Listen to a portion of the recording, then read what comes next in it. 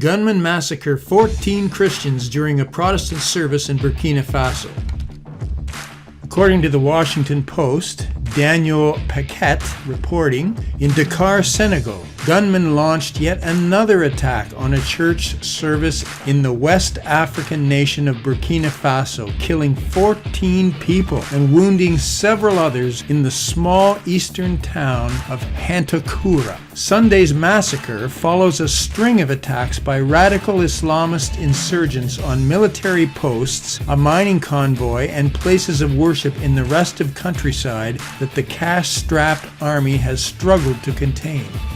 The assailants fled on motorbikes after spraying bullets into the Protestant congregation, authorities said. "I offer my deepest condolences to the bereaved families and wish a speedy recovery to the wounded," Burkina Faso's President Roch Marc Kaboré tweeted. No group has asserted responsibility for the attack yet, but fighters linked to the Islamic State and Al-Qaeda routinely ambush soldiers and civilians in a campaign to sow division, gain recruits, and seize territory.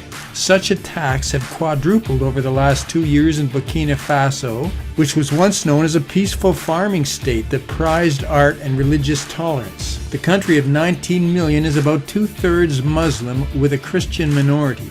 Now, Burkina Faso is a hotbed for terrorism. U.S. officials have warned that extremist groups are exploiting the remote terrain to train, forcibly recruit followers, and plan attacks to carry out worldwide.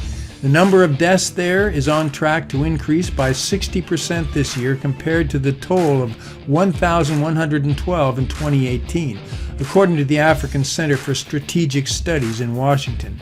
Roughly 500,000 people have been forced from their homes amid this unrest. People fleeing the violence report attacks on their villages by extremists who often forcibly recruit male residents at gunpoint, killing those who resist. Babar Balak, a spokesman for the United Nations Refugee Agency, told reporters in Geneva last month the Burkinabe army is working with French soldiers and forces from neighboring countries to beat back the insurgency, which began after the Libyan government collapsed in 2011 and triggered a violent chain reaction in West Africa.